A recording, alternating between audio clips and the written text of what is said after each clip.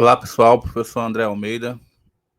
Mais uma vez a gente vai tratar dessa obra aqui, que é o nosso mini curso aí que a gente está fazendo, Educação para Além do Capital. A aula de hoje ela vai ser um pouco densa, porque a gente quer que as pessoas que têm uma certa dificuldade de ler a obra, a gente quer ajudar elas a ler a obra. Então essa aula aqui, ela é especificamente para poder ajudar a ler a obra,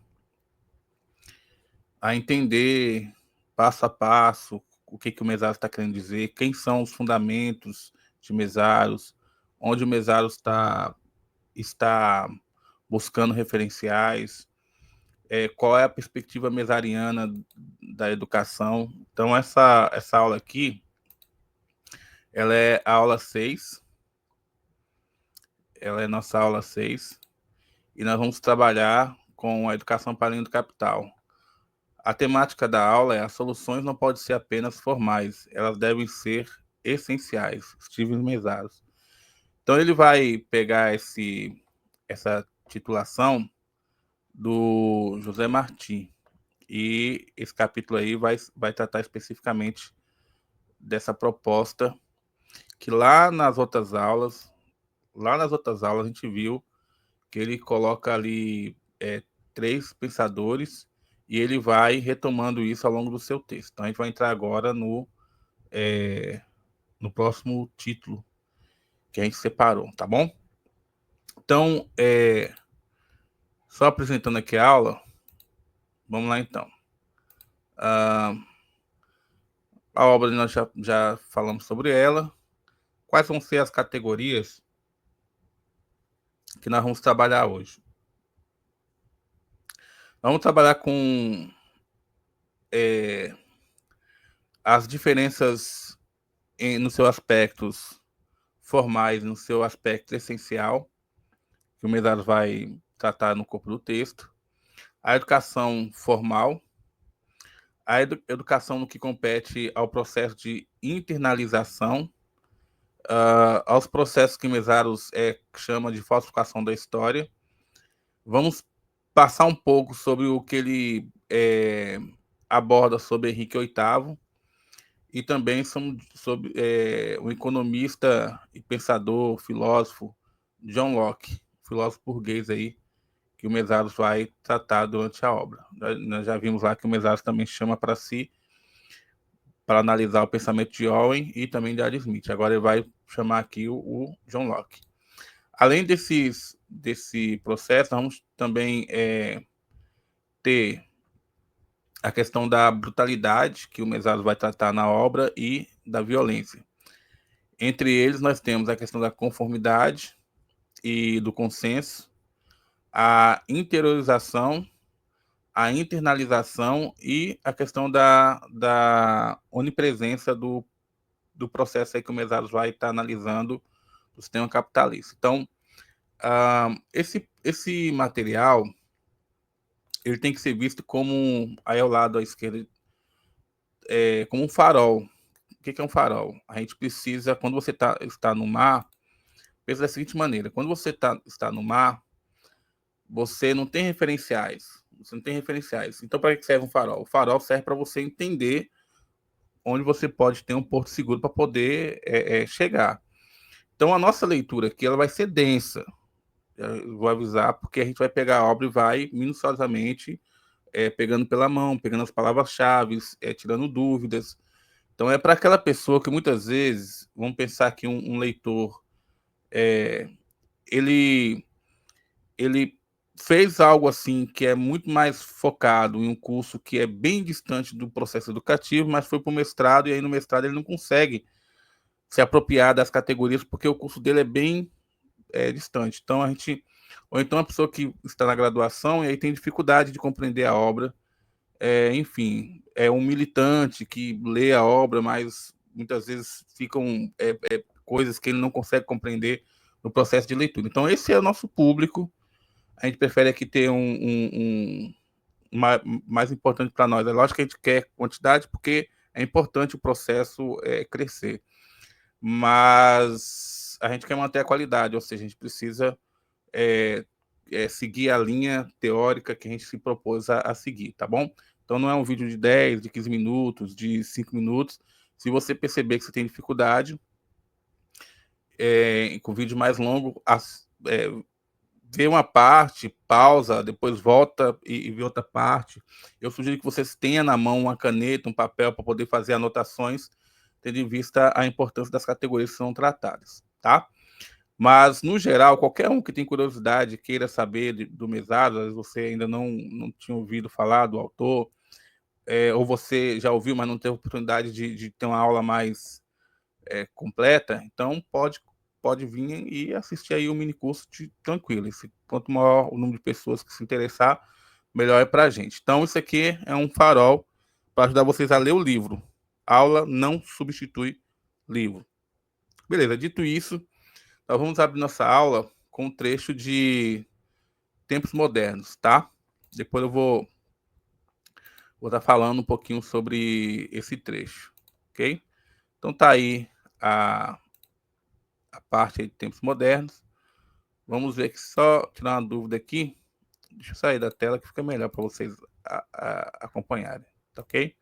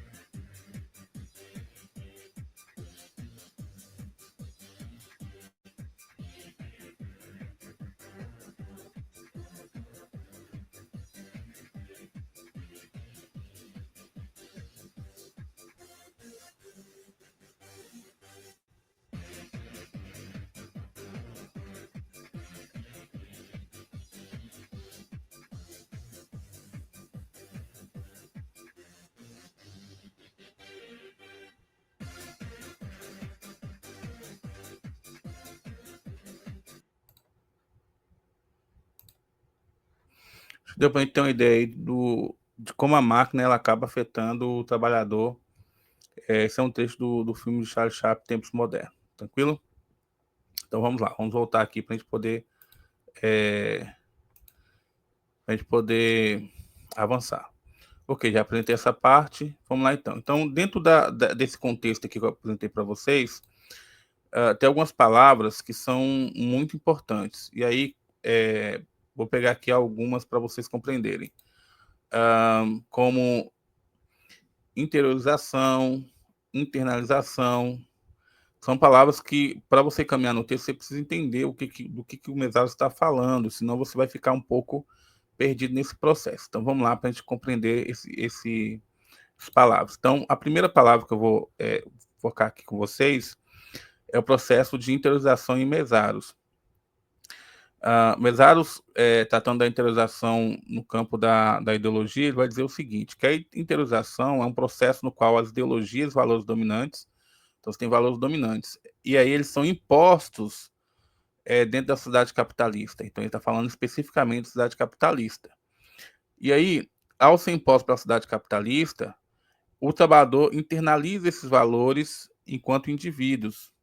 Ou seja, as pessoas passam a aceitar como naturais as desigualdades, então elas não vão questionar, elas vão aceitar as hierarquias, elas vão aceitar a forma de exploração que o sistema capitalista lhe impõe. E se você perguntar para elas, elas não vão conseguir sequer pensar uma outra proposta de sociedade, porque elas são exploradas, mas não são exploradas apenas o seu corpo, mas também a sua consciência enquanto trabalhador e trabalhadora. Nesse sentido, esse processo acaba ocorrendo de forma até inconsciente e faz com que os indivíduos adotem crenças que justifiquem sua própria subordinação ou a dominação que é feita por outros. Então, um exemplo, eu dialogando com um trabalhador, ele falou bem assim, ó, eu não vejo uma outra possibilidade de outro mundo. Eu penso que o capitalismo é o sistema. Contudo, ao colocar o capitalismo como algo que não é perene, não vai passar, é o modo de produção que vai ficar aí, o trabalhador acaba esquecendo que ele foi em algum momento construído, ele surgiu, ele tem uma gênese. E tudo que tem origem, uma hora vai ter que acabar. Para uma coisa não acabar, não pode ter início, porque se teve início, vai acabar em algum momento. Então, infinito não é aquilo que começa e depois não acaba, não. Infinito é aquilo que não tem início e por isso não tem fim. Por isso é infinito. Então, se o sistema capitalista ele começou em algum momento, ele vai com certeza terminar. Mas como o processo de exploração da classe trabalhadora ele é tão intenso, muitas vezes os trabalhadores não conseguem perceber outras possibilidades que não a que estão postas no horizonte de que a sociedade capitalista ela é a única possível. Então, esse processo ele é feito pela questão da ideologia que é imposta ao trabalhador.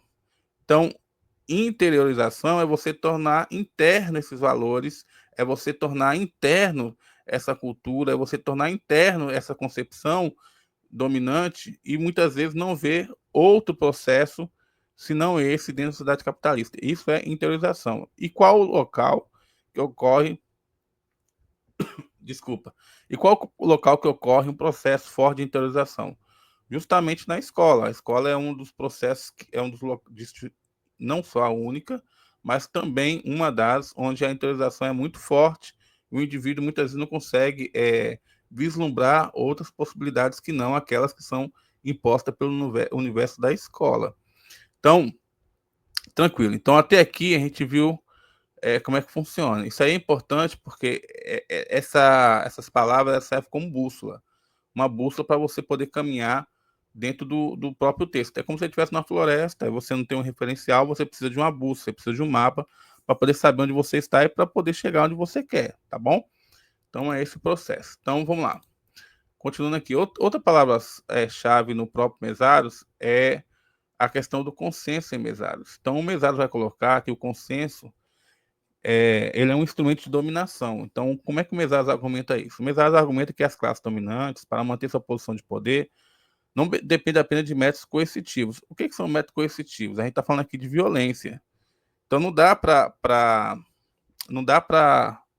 na relação patrão-empregado, até mesmo na cidade escravocrata, você usar a força o tempo todo.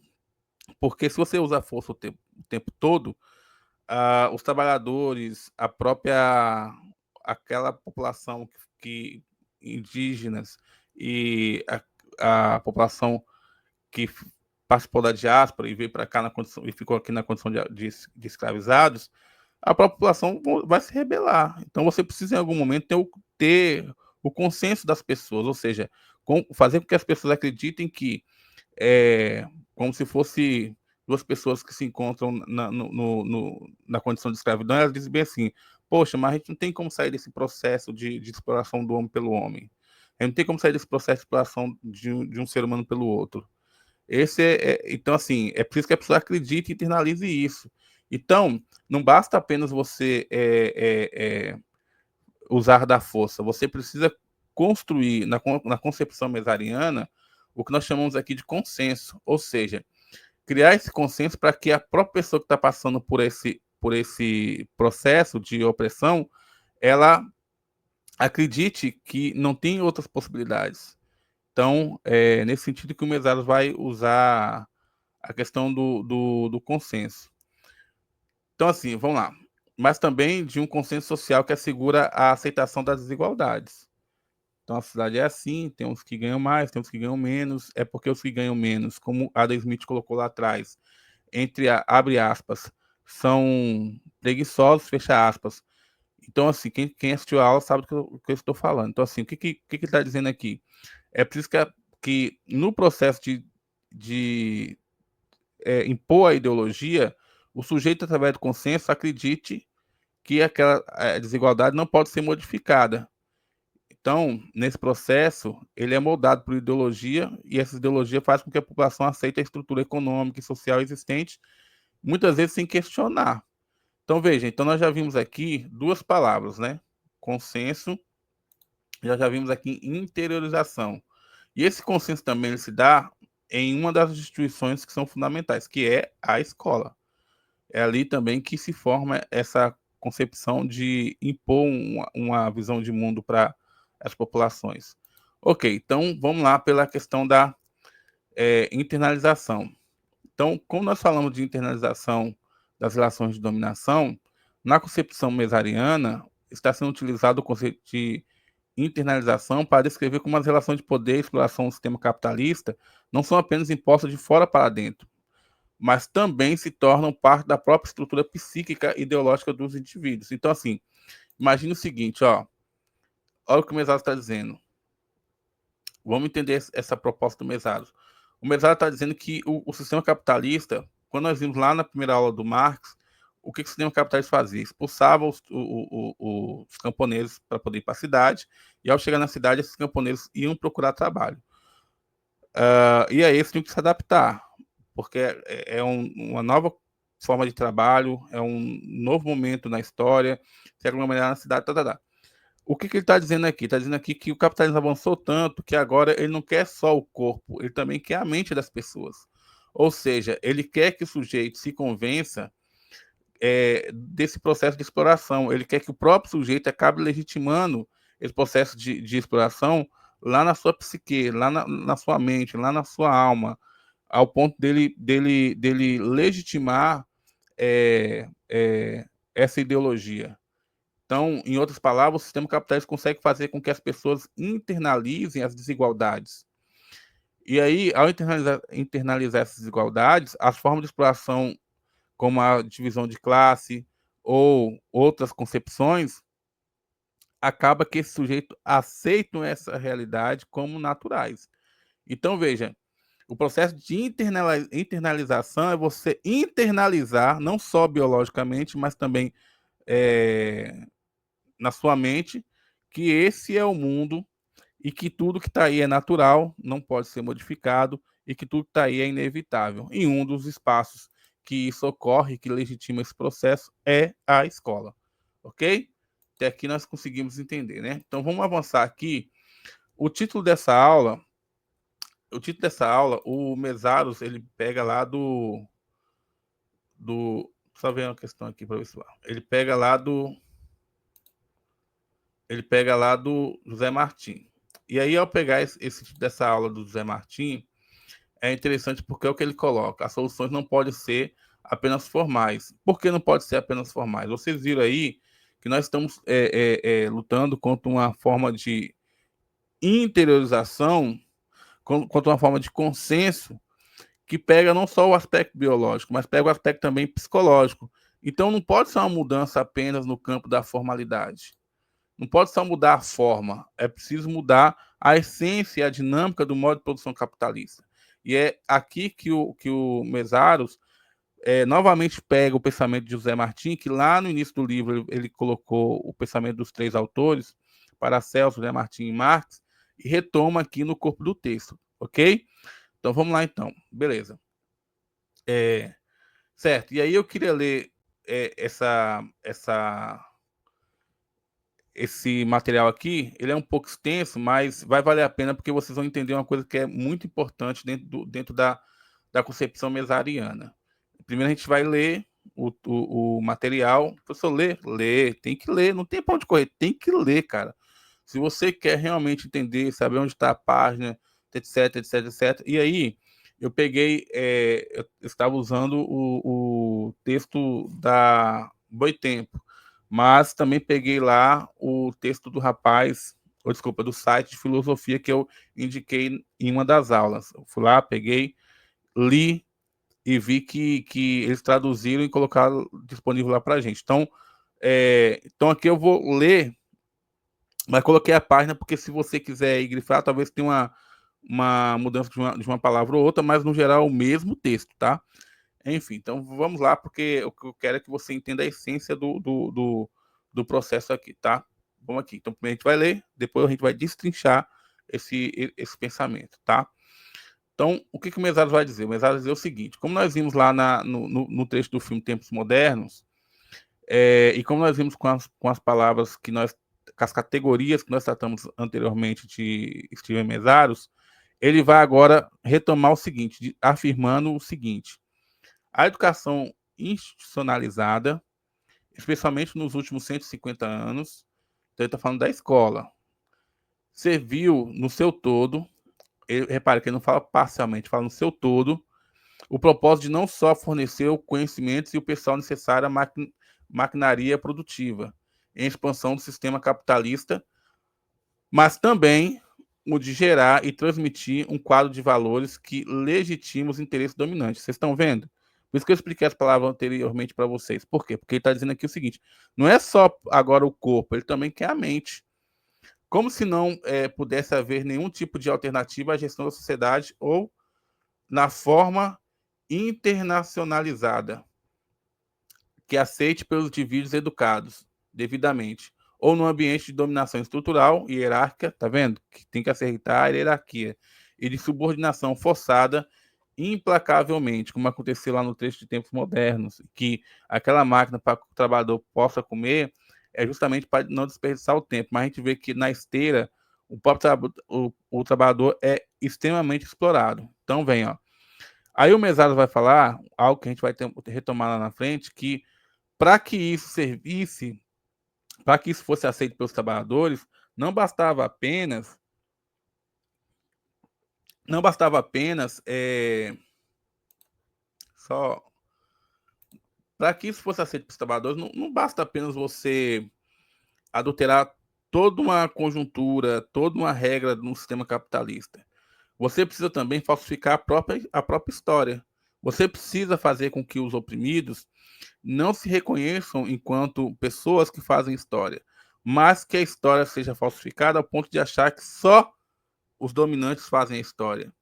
E aí o Mesado vai chamar Fidel Castro, por isso que a foto do Fidel Castro abre essa aula, porque o Mesado vai chamar o Fidel Castro para dizer bem assim, ó, a história foi falsificada em vários locais onde o capitalismo está presente. Mas ele cita principalmente uma fala do próprio Fidel Castro, como a gente vai ver aqui, tá? Então, dando continuidade aqui à nossa questão. Então, ele está dizendo aqui o seguinte, ó, a própria história tinha que ser totalmente adulterada e, de fato, frequentemente falsificada de modo grosseiro, para este propósito. Fidel Castro, falando sobre a falsificação da história cubana após a Guerra de Independência do colonialismo espanhol, dá um exemplo impressionante. Aí mais na frente a gente vai retomar esse pensamento de Fidel Castro. Por enquanto, eu vou colocar aqui o que eu falei para vocês. Então, o Mesaros, ele já começa falando que o tema do Mesaros ali, a citação, é falando da educação institucionalizada. Além de falar dessa educação institucional, ele vai falar quais são os propósitos dessa educação dentro do sistema capitalista. Então, na concepção mesariana, ele vai dizer o seguinte, que a educação nos últimos 150 anos teve como objetivo servir o sistema capitalista, mas o propósito desse servir foi duplo. Além de fornecer conhecimento, e esse conhecimento, você sabe que esse conhecimento é um conhecimento adulterado para poder fazer com que as massas acabem interiorizando para si valores que são da classe dominante e legitime, chegando uma proposta de consenso que não tem alternativa dentro da sociedade capitalista. Além disso, foi necessário fazer esse processo de consenso, interiorização, para que esse sujeito acabasse legitimando os interesses da classe dominante. Assim, quais são os propósitos da educação? Os propósitos da educação estão vinculados à expansão da maquinaria produtiva e fornecer os recursos humanos para o sistema capitalista que está em constante expansão. O capitalismo ele vai se expandir cada vez mais. Ele vai se expandir cada vez mais. Assim, acaba fazendo o quê? Legitimando os valores que estão vinculados ao próprio capitalismo. Então, acaba transmitindo um quadro de valores que reforçam a ordem existente. Não é só você produzir. E aqui é importante a questão das palavras. Não é só você, dentro do sistema capitalista, produzir, é você reproduzir e legitimar uma proposta de sociedade que está vinculada na questão do lucro. E o Mesaros ele vai criticar, fazer críticas ferrenhas a essa concepção. E aí, dentro dessa proposta, o que vai ser dito na concepção de sistema de gestão da sociedade? Ora, principalmente que no que compete às alternativas, vai dizer que não tem alternativa. A alternativa que nós temos é essa aí, que é o capitalismo. E com isso, ao conseguir entrar na psique, vamos colocar aqui, nos corações e na mente dos trabalhadores, acaba criando um processo de dominação hierárquica, onde você tem um processo de manutenção de um ambiente estruturado onde, é, é, onde impera o processo de subordinação. Beleza? Então, para que isso acontecesse, já expliquei as palavras lá que nós no início utilizamos, mas também foi necessário uma ferramenta de controle. E uma das ferramentas de controle que foi possível foi justamente a falsificação e a adulteração da história. Então, através de uma história que eles vão chamar de a história oficial, essa história oficial serviu aos interesses apenas dos poderosos. Então, veja, por isso que a história é um espaço em disputa. Por quê?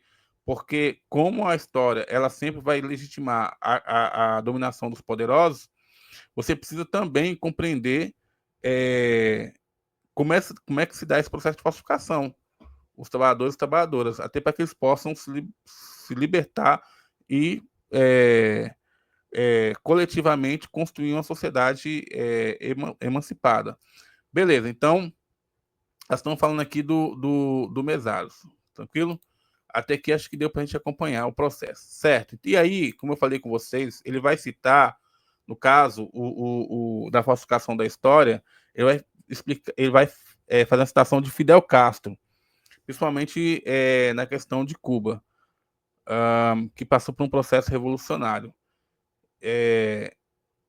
Ok. Então, após a guerra de independência porque Cuba ficou sob o domínio espanhol, e depois Cuba, durante muito tempo, Cuba é alvejada pelos Estados Unidos. Então, o Fidel Castro dá um exemplo impressionante da manipulação da história. E ele vai falando como é que se dá. Então, dentro de uma proposta dessa aí, a educação é um mecanismo de controle que muitas vezes não consegue e aí é para a gente refletir isso aqui, né? Muitas vezes não consegue, dependendo da forma como está estruturada a sociedade, ter, desvelar esse processo de inculcação da falsificação da história. Então, por isso que é importante refletir sobre os impactos históricos e sociais dessa manipulação.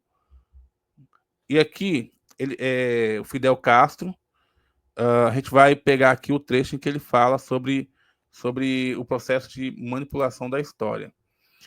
Lógico que essa manipulação da história sempre serviu para poder atender aos interesses da classe dominante. Ok? Então, vamos lá. Certo. Então, vamos ver aqui o trecho de Fidel Castro. Esse trecho ele é bem elucidativo, tá? Então, vamos lá. O que nos disseram na escola? Então, assim, o que ele está dizendo? O que foi ensinado na escola? Esse trecho lá no livro está em espanhol. O que nos ensinaram na escola? O que aqueles livros de história inescrupulosos contaram sobre os fatos? Eles nos disseram que a potência imperialista não era a potência imperialista, mas que, cheio de generosidade, o governo dos Estados Unidos, ansioso para nos dar liberdade, interveio naquela guerra e que, como resultado, estávamos livres. Repare, o que ele está dizendo aqui? Está dizendo assim, ó, que os Estados Unidos conta que libertou Cuba do domínio espanhol, mas não éramos livres, ou seja, não éramos livres por causa das centenas de milhares de cubanos que morreram durante 30 anos de luta. Então, quer dizer, ele está criticando porque, quer dizer, muitos cubanos morreram no processo de tentar libertar do domínio espanhol, mas não. A potência imperialista disse que foi ela que foi lá e libertou os cubanos. Não éramos livres por causa do gesto heróico de Castro Manuel de Cerpedes, o pai da pátria, que iniciou aquela luta, que preferiu até mesmo que seu filho fosse fuzilado a fazer uma única concessão. Então, quer dizer, o cara, para poder levar o processo revolucionário, até o filho dele foi fuzilado. Mas mesmo assim, a falsificação da história fala que quem libertou Cuba foi os Estados Unidos. Não éramos livres por causa dos esforços heróicos de tantos cubanos. Não éramos livres por causa da pregação de Martí. Não éramos livres por causa dos esforços heróicos de Máximo Gomes ou Carlito Garcia e tantos outros heróis ilustres. Não fomos livres por causa do sangue derramado pelos 20 muitos ferimentos de Antônio Maceió e sua queda heróica em Punta Brava. Fomos livres simplesmente porque Theodore Roosevelt desembarcou com suas guardas florestais em Santiago de Cuba para lutar contra o exército exausto e praticamente derrotado. Se o exército espanhol estava derrotado e cansado, aí chega os Estados Unidos e fala, ó, fomos nós que libertamos eles. E, na verdade, você vê que teve todo um processo de morte de cubanos. Aí, como diz o ditado, né? Quando a onça está morta, aí chega aqueles que querem se aproveitar da situação. Ou porque os navios de guerra americanos afundaram os jalopes de cerveja em frente à Baía de Santiago de Cuba. E essas mentiras monstruosas, essas falsidades inacreditáveis foram ensinadas em nossas escolas. Vocês estão entendendo aí como foi preciso que tivesse uma revolução em Cuba para que essas mentiras, como coloca o Fidel Castro e Mesaros, essas falsificações da história, elas não fossem mais ensinadas, porque era a própria escola que ensinava e legitimava, tornava esse processo interiorizado pelos cubanos e acabava legitimando um processo de exploração da dominação. Beleza? Acho que está dando para a gente acompanhar aí, né? Beleza, então vamos lá. E aí, o Marx, então esse é um trecho que o Mesaros vai utilizar usando Fidel sobre a falsificação da história. Mas aí ele entra num processo que é a acumulação primitiva ou original do Capital, que isso está lá no livro 1 do Capital de Marx. E o Marx, eu vou mostrar para vocês aqui, ele vai demonstrando como é que se dá. Porque o que é essa acumulação primitiva na linguagem bem simples, bem fácil de entender? É como a burguesia ela acumulou a riqueza ao longo da sua história e como é que isso é contado dentro dos livros. Então, se lá atrás, no Fidel Castro, tivemos a falsificação da história em Cuba, como é que é feita a falsificação da história dentro da ordem capitalista?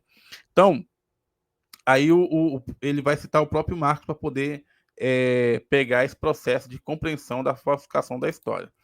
Então, vamos lá. Então, vamos pegar aqui. Então, no processo de acumulação primitiva, ou seja, como é que a burguesia acabou se enriquecendo, tem duas perspectivas que é contada. A primeira perspectiva é que essa acumulação primitiva na economia política é comparada ao pecado original na teologia. Então, qual é o objetivo que nós temos aí? Explicar a origem da acumulação de riqueza e desigualdade que surge. Então, vai falar lá de Adão e Eva, que eles tiveram o pecado original, e como Adão mordeu a maçã, a acumulação primitiva gerou um sistema de desigualdade econômica. Então, repare, eles usam uma questão divina para explicar como é que se dá a desigualdade entre os homens. Eles não vão na base material, eles vão naquilo que é relacionado a Deus, a Bíblia, a tradição judaico-cristã. Beleza. Uh, outra proposta é quando se fala Então, primeiro foi a questão da teologia, agora vamos falar sobre a questão quando nós falamos das duas classes. Então, nessa outra resposta, que tem a primeira, e agora vamos para a segunda. A segunda proposta da acumulação primitiva é justamente dizer que a acumulação primitiva se deu porque tem duas classes, e essas classes, elas, no seu processo de formação, você tem uma classe que é trabalhadora ou laboriosa, e que é inteligente, e que é capaz de acumular riqueza. E você tem uma população que é vadia, que não quer nada com nada, e por isso ela é improdutiva, ela gastava mais do que possuía, e nesse processo, o que acontece? Essa classe que é vadia, ela acaba não tendo compromisso com o seu gasto, com aquilo que se ganha, só quer gastar, só quer curtir, enfim, mais uma vez, colocando a culpa no trabalhador, como vocês lá em Adam Smith. Então, você tem uma explicação teológica, a teológica ela vai falar sobre a questão do pecado original, que faz parte de uma narrativa explicativa do sofrimento humano, como o acúmulo de riqueza é explicado pela. E você tem a questão de explicar o acúmulo de riqueza pela luta de classe. Mas aí você divide entre aqueles que trabalham, que colocam como trabalhadores os burgueses, e você tem aqueles que seriam os vadios, que não querem nada com nada, que seriam os trabalhadores, que são duas formas de explicação sobre a acumulação primitiva do capital. Beleza. Aí, quando se trata da questão do mandamento divino, ou quando se trata da própria elite, ela não vai travar as relações da questão de trabalho, não vai buscar explicação na relação de que esse trabalhador cria riqueza, que para compreender como ele cria, eu precisaria compreender a realidade que ele está inserido. Não. Ao longo da história, o que o Marx vai colocar? O Marx vai colocar o seguinte: não é uma questão divina. O processo de economia, ou seja, de produção, distribuição e consumo, vai mostrando que o processo de concentração da riqueza em poucas mãos vai gerando a pobreza. E aí, lógico, o Marx vai ser toda uma construção sobre a propriedade privada, que vai privando algumas pessoas, que nós não vamos ter tempo de tratar aqui. Mas o que acontece? Como você tem um acúmulo ao longo da história que vai privando as pessoas, a elite vai acumulando riqueza em grande quantidade, enquanto a massa dos trabalhadores acaba ficando única e especificamente com o seu trabalho. Então, essa história falsa, se nós temos a falsificação da história com o Fidel Castro, nós também temos a falsificação da história na própria construção do sistema capitalista, onde se fala da acumulação primitiva do capital. Por quê? Porque fala de um mundo que é um paraíso, explicação teológica de Deus, que é um paraíso em que o sujeito, em determinado momento, vai ter que comer do seu próprio trabalho. Por outro lado, você tem uma explicação de que, apesar de ao longo da história ter duas classes, teve uma classe que era muito preguiçosa. E o que o Marx vai dizer? Não, a história real é que o processo de acumulação foi marcado pela violência, pela conquista, pelo processo de escravidão, pelo roubo, pelo assassinato, não por um processo harmonioso, pacífico e idílico. Então, nesse interim, nesse processo de construção, você teve a expropriação forçada aqueles que eram camponeses, que eram servos feudais, que foram deslocados das suas terras e tornaram-se trabalhadores livres sem meios de subsistência. E com isso surge o que conhecemos hoje como o proletariado livre, ou seja, que só tem a única coisa é o seu trabalho e ganha o seu salário para poder se sustentar. O que criou ao longo da história uma dificuldade de adaptação desse trabalhador que era camponês e agora passa a ser o proletariado, que só tem sua prole, só ganha um salário, não é dono do meio de produção, etc, etc, etc. Então, esses trabalhadores não estavam preparados para esse momento e por isso foram marginalizados. E aí vocês vão ver o que Henrique, o rei Henrique, vai fazer e o que Locke também vai propor. Tá ok? Certo. Então, como há um processo como é um processo de marginalização, então as pessoas saem da cidade, vêm para. Desculpa, a pessoa sai do campo e vem para a cidade. Não tem trabalho para todo, é um processo de marginalização. Como as pessoas vão ficando marginalizadas, precisa se criar leis para tentar conter a quantidade de pessoas que estão espalhadas pela cidade, que tem uma comum muito grande em volta das fábricas. Então, ao mesmo tempo que o capitalismo ele acaba expulsando as pessoas, ele não consegue absorver todas as pessoas dentro do mercado de trabalho. Mas, na sua contradição, ele precisa dessas pessoas desempregadas, porque se alguém morrer, acidentar ou não conseguir se adaptar ao trabalho, ele chama o próximo, que é o que Marx chama de exército de reserva. A própria dinâmica do sistema capitalista, ela cria uma contradição que ela precisa desse exército de reserva para poder, como se fosse uma engrenagem que você tem do lado de fora, quebrou aqui, um step, você que, furou seu pneu, você coloca no lugar. Só que são seres humanos, então assim, o processo de exploração é muito, muito, muito grande. Então, Marx está denunciando que isso foi feito para quê? Para acumular riquezas, que é a acumulação primitiva do capital. Mas que quando vão contar, há uma falsificação da história. Aí o Henrique, que é o rei, e o Locke, que é um filósofo inglês, vai propor algumas coisas para poder conter essa, essa massa que ambos vão chamar de vagabundos. Enfim, então vamos lá. Então, a partir aí do século XV, XVI, vão ser criadas várias leis contra a vagabundagem. Então, assim, essas leis são feitas aí na Europa, implementou leis cruéis contra os pobres e contra os vagabundos. Lembra que eu falei lá atrás daquelas palavras que eram importantes para vocês compreenderem o contexto? Olha ele aqui agora. A população de vagabundos foi punida como criminosos por uma transformação forçada no modo de vida, que é aquela dos cercamentos que nós vimos na primeira aula. O novo sistema tratava-os como culpados por sua situação de pobreza. Lembra que Adam Smith colocava a culpa do pobre, a culpa da pobreza no próprio pobre, mesmo quando o contexto era de uma mudança imposta. Tá vendo como é que o sistema capitalista ele é complexo e excludente? Então vamos lá.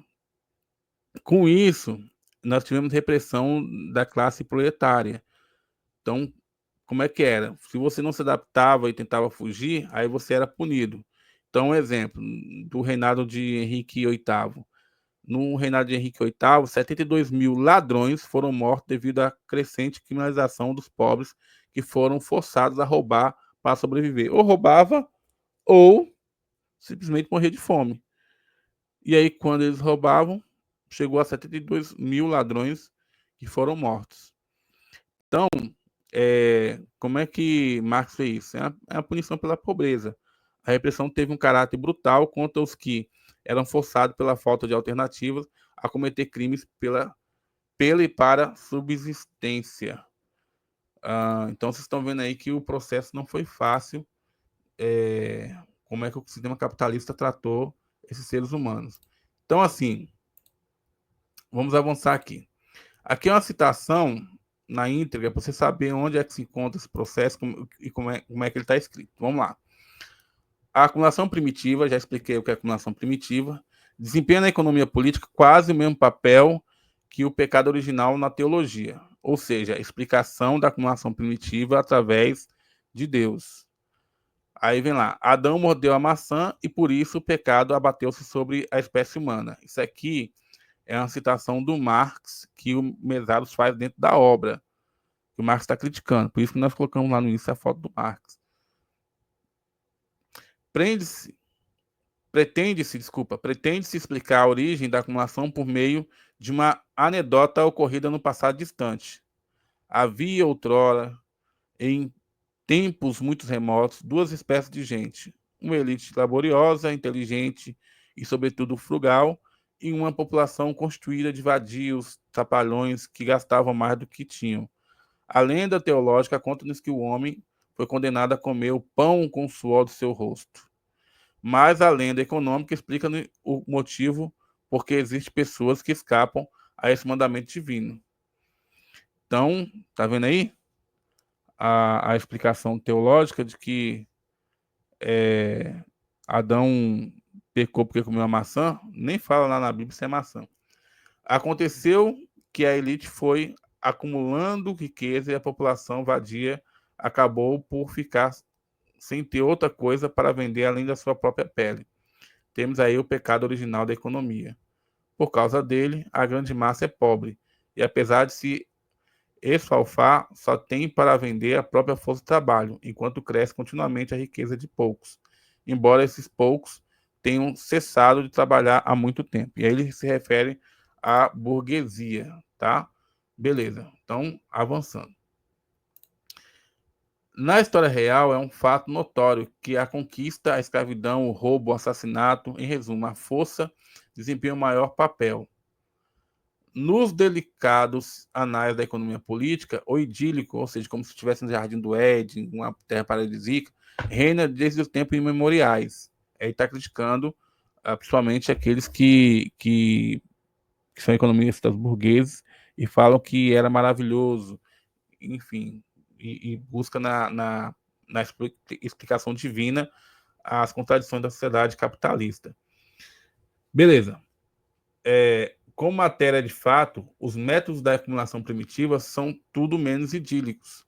O proletariado criado pela exploração dos bandos de servos feudais e pela expropriação forçada dos solos das pessoas. Este proletariado, livre como um passo, não podia ser absolvido pelas manufaturas nascentes tão depressa como foi atirado ao mundo. Por outro lado, esses homens, repentinamente arrancados do seu modo de vida habitual, não podia adaptar-se repentinamente à disciplina da sua nova condição. Então, hoje, o capitalismo não quer só o corpo, ele quer também a mente. Mas naquela época era muito difícil para os trabalhadores que estavam seguindo para a fábrica conseguir se adaptar. Eles foram em massa, transformados em pedintes, ladrões e vagabundos, em parte por inclinação, na maioria dos casos, devido ao estresse das circunstâncias. Beleza? Portanto, no final do século XV e durante todo o século XVI, por toda a Europa Ocidental, foi instituída uma legislação sanguinária contra a vagabundagem. Os pais da presente classe trabalhadora foram punidos pela sua transformação forçada em vagabundos e pobres. Então, mais uma vez, o Marx explicando aqui que a culpa é do pobre de ser pobre. Isso para a burguesia, lógico. A legislação, ou seja, as leis, tratavam-os como os criminosos voluntários, como se eles tivessem escolha para se tornar vagabundos, e assumia que dependia da sua boa vontade continuar a trabalhar sob as anteriores condições que de fato já não existiam. Então, assim, se quiser, você pode voltar a ser camponês, mas como é que você vai voltar se as terras não são mais suas? Dentre os pobres que fugiram, cerca dos quais Thomas More diz que foram forçados a roubar, 72 mil grandes e pequenos ladrões foram mortos no reinado de Henrique VIII. E aqui do lado você tem fotos de crianças trabalhando na fábrica, descalços, muitas dessas crianças acabavam sendo mutiladas, muitas dessas crianças acabavam, quando eram mulheres e crianças, acabavam engravidando cedo, alguns por conta de ficar na rua se embriagava, enfim, tem todo um impacto social por conta da acumulação do capital. Beleza? Então, estamos caminhando aqui, tá? Certo, aqui há uma imagem mostrando como é que era esse processo das crianças trabalharem aí nas primeiras fábricas. Então, aceitava-se crianças, porque como tinha as máquinas, o trabalho também poderia ser feito por crianças, mas só que gerava outro problema, porque os homens acabavam disputando, ou pelo menos as mulheres e as crianças ao entrarem dentro do mercado de trabalho e não tinha para todos vagas, alguns ficavam desempregados. E aí começaram a pegar crianças porque, como tinha máquina, não já podia, né, naquele contexto que eles estavam vivenciando, explorar a criança. E a burguesia não via problema algum em fazer isso. Inclusive, alguns, como eu falei anteriormente, caíam no processo de mutilação. E pesquisas apontam como esse processo foi brutal. Isso aqui é no site da BBC News Brasil, onde ele coloca lá que os pesquisadores mostram hoje revelações temerosas. Então, assim, os ossos que revelam a brutalidade do trabalho infantil na Revolução Industrial Britânica. Então, já se encontraram várias pessoas que foram mutiladas, que morreram, e eles estudam e vão fazendo relato como era violento esse processo. E aí eu indico para vocês, procurem aí na internet, dá uma lida aí, é bom. Certo. Será que mudou o pensamento? Será que muitas coisas se transformaram? Vamos ver o que Locke vai dizer desse processo. O Locke, que é um economista inglês e também pensou processos educativos, inclusive ele é aquele que diz que o aluno é uma tábua rasa, etc, etc, que também é empirista, enfim. O que ele vai dizer quando essa realidade, os trabalhadores começam a aparecer na Inglaterra enfim, explorando os trabalhadores? O crescimento dos pobres não pode ser nada mais do que o relaxamento da disciplina e a corrupção dos hábitos. Então, quer dizer, falta disciplina nesses pobres, por isso que eles estão crescendo alarmante, e também porque os seus hábitos são corruptos. Enfim, estando a virtude e a indústria como companheiros constantes de um lado, assim como o vício e a ociosidade estão do outro. Tá vendo? Chamando os trabalhadores de pessoas que não querem trabalhar, são ociosos, e por isso também acabam se tornando viciados. Portanto, o primeiro passo no sentido de colocar os pobres no trabalho deve ser a restrição da sua libertinagem, através de execução estrita das leis contra ela existente por Henrique VIII e outros. Então, o John Locke não difere do Adam Smith quando é para colocar a culpa no próprio trabalhador. Então, a culpa é do trabalhador. Não tem disciplina, vive no ócio, aí fica tomando cachaça aí. Tá vendo como é que esses caras, a burguesia, ela não vê escrúpulo nenhum em explorar o outro, não vê nada ruim muito pelo contrário. Vocês vão ver como é que o Locke vai pensando aqui só em oprimir o trabalhador. Então, beleza. Avancemos. Certo.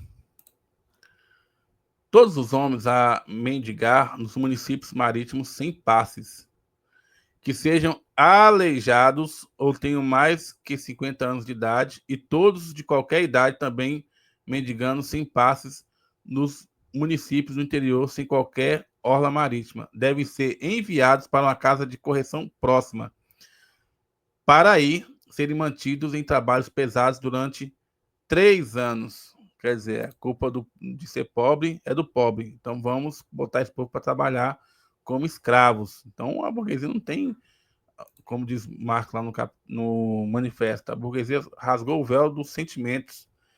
Ele coloca da sentimentalidade. É isso aí, é explorar mesmo até a pessoa não aguentar mais e morrer. Aí quando morrer, você chama outro.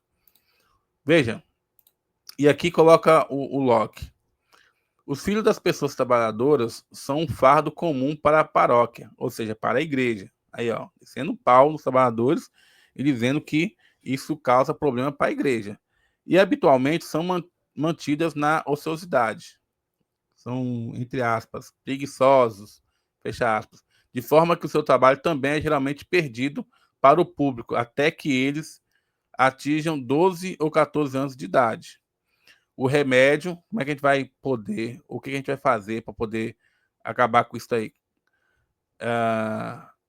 O remédio mais eficaz para isto, que fomos capazes de conceber, e o qual, deste modo, humildemente propomos, é o de que, na acima mencionada lei a ser decretada, seja além disso determinado que se criem escolas de trabalho em todas as paróquias. Então a igreja botar o povo para trabalhar aí até o povo urrar, as quais os filhos de todos, tal como exige o alívio da paróquia, acima dos 3 e abaixo dos 14 anos de idade, devem ser obrigados a ir. Então, acima de 3 anos já pode trabalhar, meu filho. Pode ir para a fábrica e descer o porrete. Na situação da classe operária de Engels, tem uma passagem, situação da classe operária na Inglaterra, o autor é Engels, ele vai fazer um estudo sociológico e ele tem uma passagem que um jovem foge da fábrica e o capataz busca ele e vai chicoteando ele até ele voltar para a fábrica novamente. Então a pessoa é livre para poder trabalhar. Enfim, voltemos aqui ao nosso Locke. Beleza.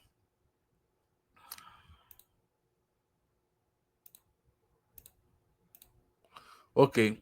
Outra vantagem de levar as crianças a uma escola prática é que, desta forma, elas podem ser obrigadas a ir à igreja todos os domingos. Além de fazer o sujeito trabalhar até o Rá, depois dos 3 anos, todo domingo ele tem que ir no local que o oprime.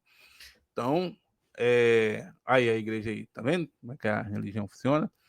Então, assim, segundo Mesaros, lógico, é que dessa forma elas podem ser obrigadas à igreja todos os domingos, juntamente com os seus professores ou professoras, na qual podem ser levados até algum sentido de religião. A religião aqui está sendo colocada como um processo que ajuda a interiorizar o processo de dominação e aceitar, formando o consenso de que o mundo é assim e que nós temos que aceitar. Por isso, religião no povo. Ao passo que agora, de forma geral, no seu ócio e na sua educação descontraída, eles são totalmente estranhos tanto à religião e à moralidade como são para a indústria. Então, assim, falta de trabalho faz que a pessoa, na concepção de Locke, fica aí, vire vagabundo. Até hoje tem isso, né? Alguns pais, quando o jovem começa a chegar numa certa idade, eles dizem bem assim, ó, você arruma um emprego, não quero você aqui dentro de casa, não. Você precisa ajudar seu pai, sua mãe, você precisa ajudar seus irmãos. Então, essa concepção, assim, aquilo que é para a classe, o filho da classe dominante primeiro eles estudam e depois eles escolhem o que eles vão trabalhar. A vida do trabalhador é o contrário. Trabalha e estuda. E se tiver sorte, termina. E se tiver sorte, e aí sorte aqui é no sentido de as condições ao longo do processo convergir para que ele possa terminar. Porque, no geral, é como colocou Sebastião Salgado naquela foto. É uma menina, uma criança, que, além de estudar em condições aviltantes, ainda tem que tomar conta dos dois irmãos. Tem que estudar, trabalhar, tomar conta dos dois irmãos. Então, como é que essa pessoa vai disputar com a pessoa que, quando tá triste, vai para Disney? Uma pessoa que, quando quer dar um passeio, vai para Europa? Enfim, então, tá vendo como é que as condições do processo no modo de produção capitalista são diferentes para as pessoas? E aí o Locke faz o quê? O Locke, o Adam Smith, a burguesia em geral, coloca a culpa no trabalhador. Então, é isso. É isso. É isso. Certo.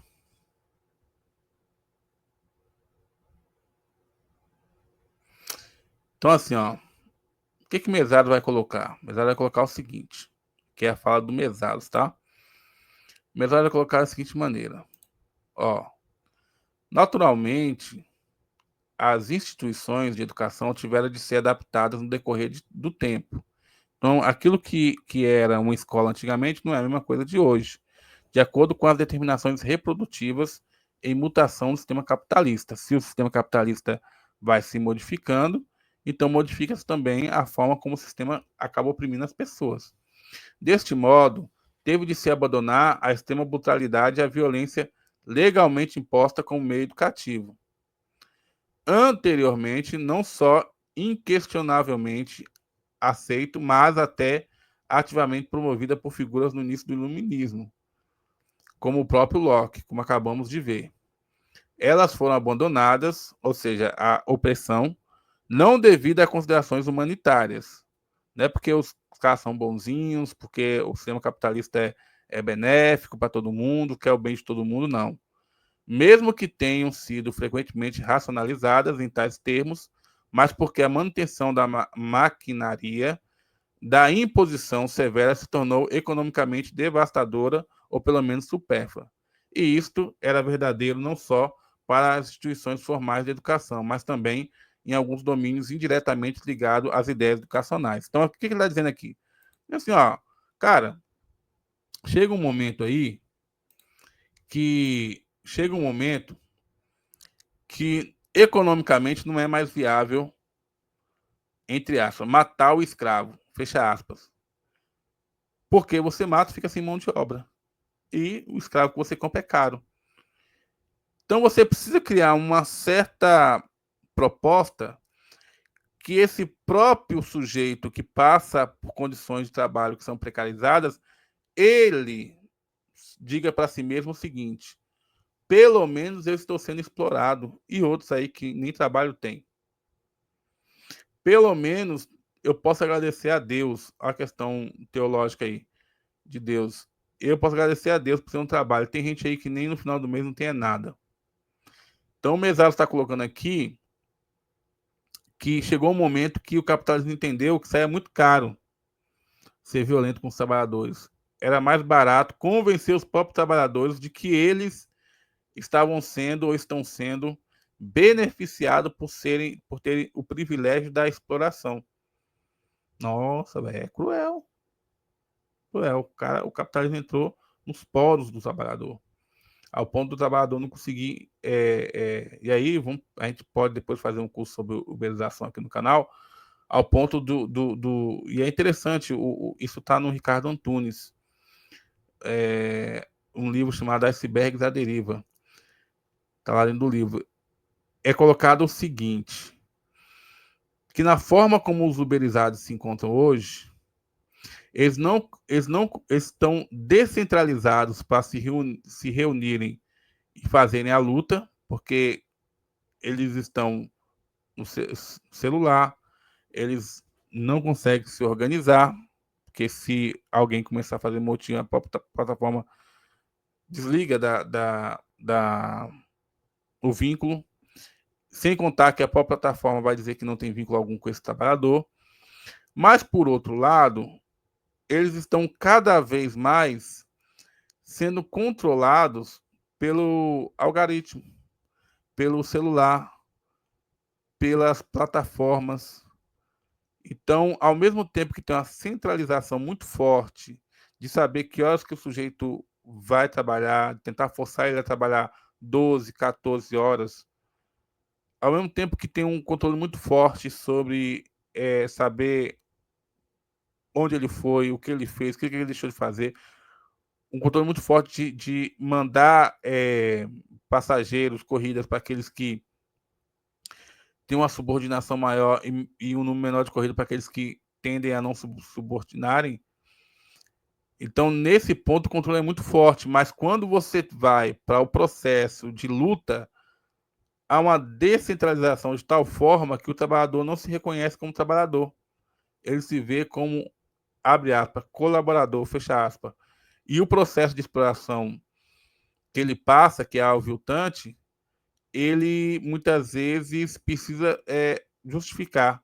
É muito comum quando eu pego alguém que faz Uber para conversar, e aí, eu faço Uber, então eu começo a conversar sobre várias coisas, e aí eu falo sobre o trabalho. A pessoa diz, não, o Uber é só passageiro, ou então, eu tenho outro vínculo trabalhista, é só para eu não ficar fazendo nada em casa. E aí você pergunta as horas que a pessoa trabalha, você vai ver que trabalha muito mais do que se ela estivesse com a CLT. E dependendo do contexto, ganha muito menos. Por que dependendo do contexto? Porque a pessoa que trabalha com Uber, ela não é dona dos meios de produção, ela é dona dos instrumentos para trabalhar.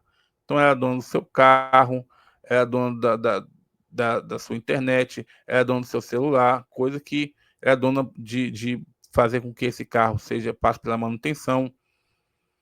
Então, o que nós estamos colocando aqui? Só para não perder o fio da meada. Nós estamos colocando aqui que as novas tecnologias conseguiram fazer um processo de interiorização e consenso com o trabalhador, que é o que o Mesato está dizendo aqui. Ele está dizendo assim, olha, não precisa mais cortar, porque o Locke vai dizer para cortar as duas orelhas. E o Mesato dizendo, não precisa mais cortar as duas orelhas, porque chegamos a tal ponto que o controle é total, o controle é até psicológico, de não conseguir ver outra forma de viver fora do sistema capitalista. Então, centralizou-se bastante.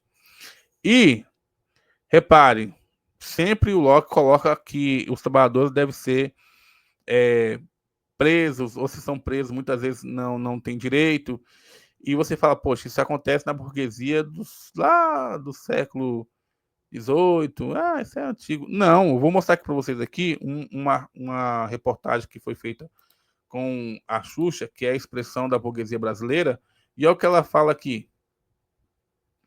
Xuxa dá como sugestão usar presos para testes de remédios que sirvam para alguma coisa. Quer dizer, ela esquece que e aí é preciso contextualizar a representante da burguesia brasileira.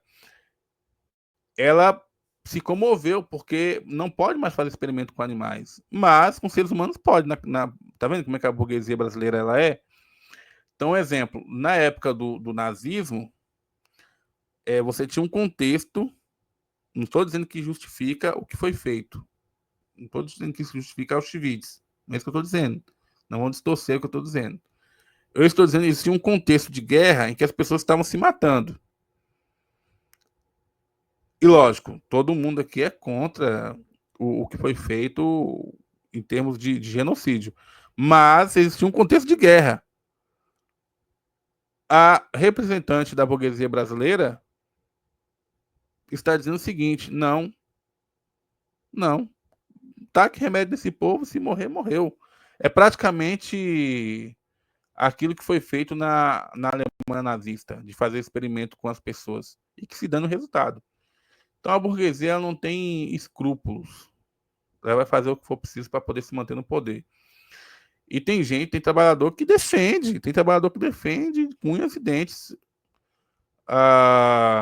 sem saber que o quanto foi difícil no processo de luta para poder chegar onde chegamos. Que ainda não é uma sociedade emancipada, é uma sociedade de opressão ideológica, política, econômica, blá, blá. Mas ainda assim foi feito com muita luta para a gente chegar nessa democracia burguesa que ainda não é a democracia almejada pelos trabalhadores e trabalhadoras. É preciso se emancipar, como diz o Marx. Mas o que nós estamos colocando aqui? Nós estamos colocando que, olha a defesa da burguesia brasileira, como é que ela é. Ela não vê escrúpulo nenhum. Ou seja, ela vai no meio quer dizer, Seres humanos estão abaixo de animais. Com animais não se pode fazer. É por isso que muitas vezes assim, aí fala que marxista é radical, mas, por exemplo, tem a criança que está ali no trânsito, caída, etc, etc. Tem uma pessoa que não tem moradia, etc, etc. Mas fala-se o tempo todo de cachorro. Cachorro não pode passar frio, não pode passar fome. Não é que nós somos a favor de fazer sacrifício de animal, não é isso que eu estou dizendo. É o que eu estou dizendo dentro da sociedade capitalista, o ser humano passa a ser uma coisa, uma mercadoria que está ali jogada e pronto, acabou. E estão nem aí. E aí mostra que não pode maltratar o cachorro, nem os animais, criando. Não. E aí, não é que um ou outro, estão entendendo? Não é um ou outro. Mas na concepção burguesa, se for para escolher, é melhor o cachorro do que o ser humano. Deixa o ser humano morrer para lá. Se lasque. Estão entendendo como é que a coisa é complexa? E aí é uma notícia dessa que revolta as pessoas. A sugestão de fazer esse teste de remédio com seres humanos. Enfim. Eu mesmo vai colocar os seguintes termos. As determinações abrangentes do capital afetam profundamente cada domínio singular com algum peso na educação. Então, o tempo todo, essa totalidade do capital acaba recaindo sobre a educação. Estas últimas estão estritamente integradas na totalidade dos processos sociais. Elas não podem funcionar adequadamente, exceto se estiverem em sintonia com as determinações educacionais abrangentes da sociedade como um todo.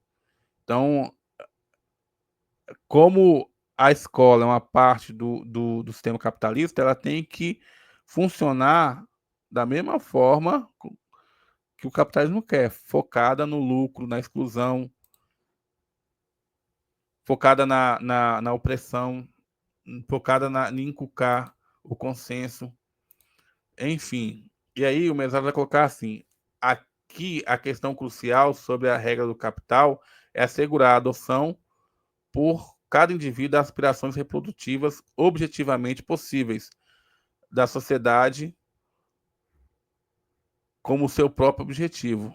Internalização, é internalizar que que as determinações do capital são as dos próprios trabalhadores, como se fossem as suas.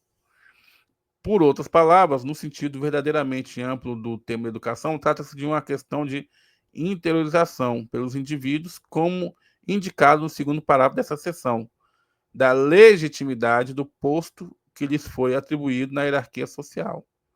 Então, cada um faz algo e o capitalismo justifica que, esse é seu lugar, porque a sociedade funciona assim, juntamente com as suas próprias expectativas e as formas de conduta certas, mais ou menos explicitamente estipulada nessa base.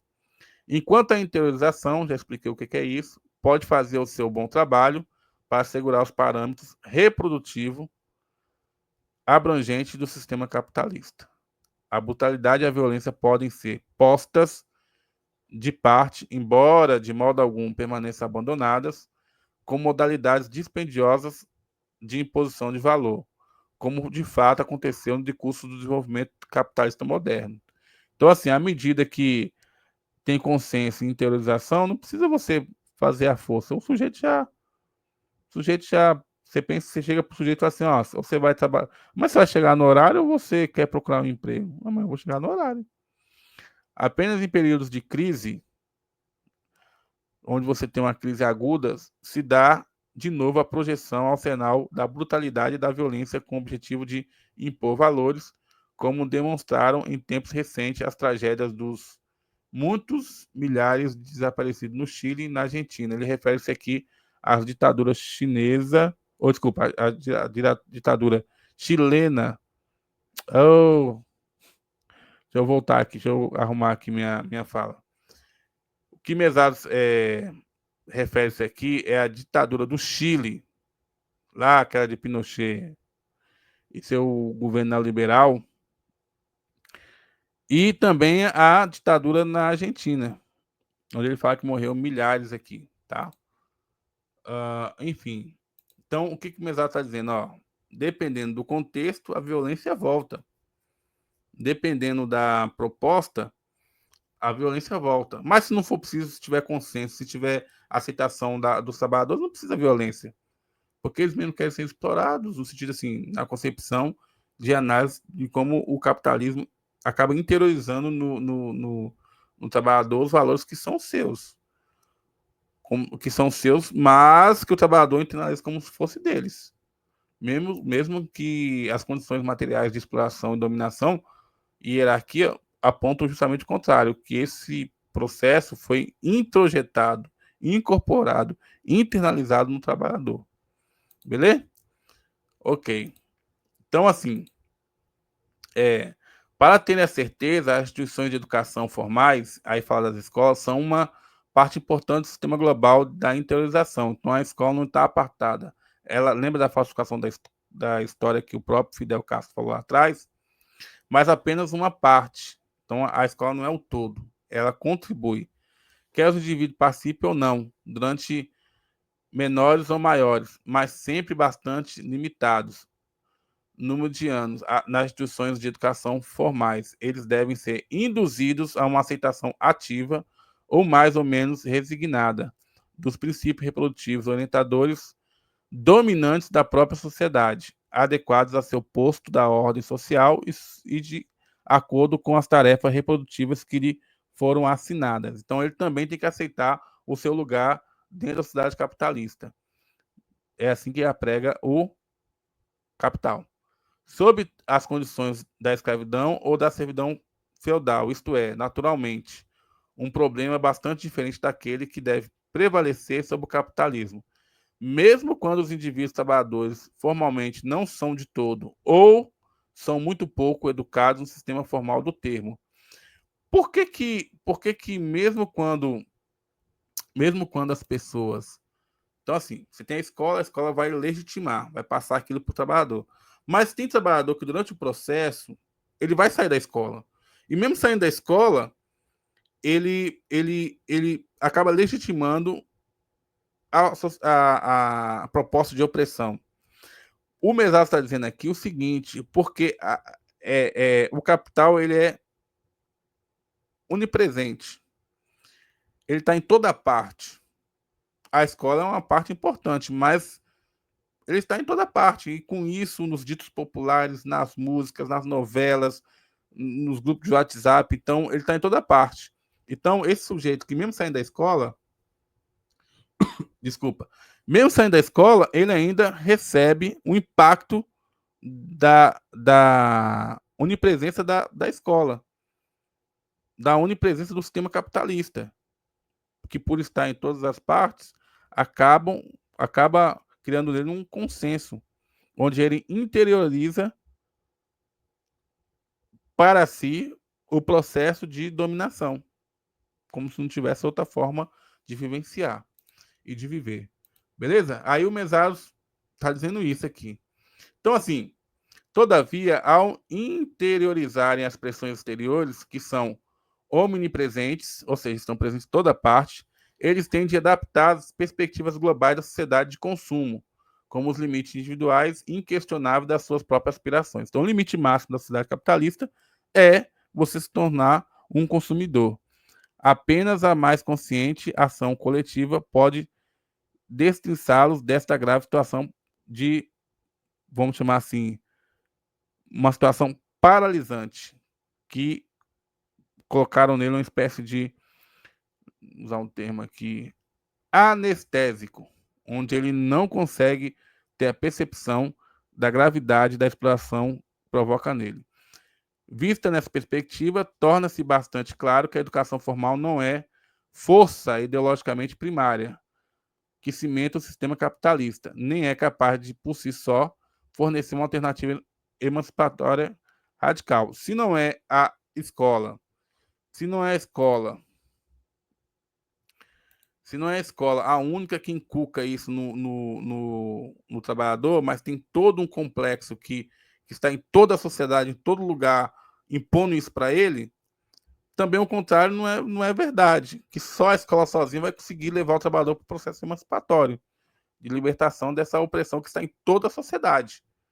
E aí ele volta, aqui ele está voltando lá no argumento de Martim, ou seja, dizendo o seguinte: nós precisamos entender que não pode ser transformações formais, tem que ser transformações essenciais.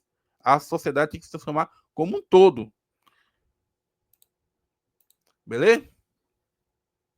Então, assim, uma das funções principais da educação formal na nossa sociedade é produzir tanta conformidade ao consenso quanto for capaz a partir de dentro e através de seus próprios limites institucionalizados e legalmente sancionados. Tá vendo que eu falei lá atrás a importância daquelas palavras para a gente compreender o texto dele?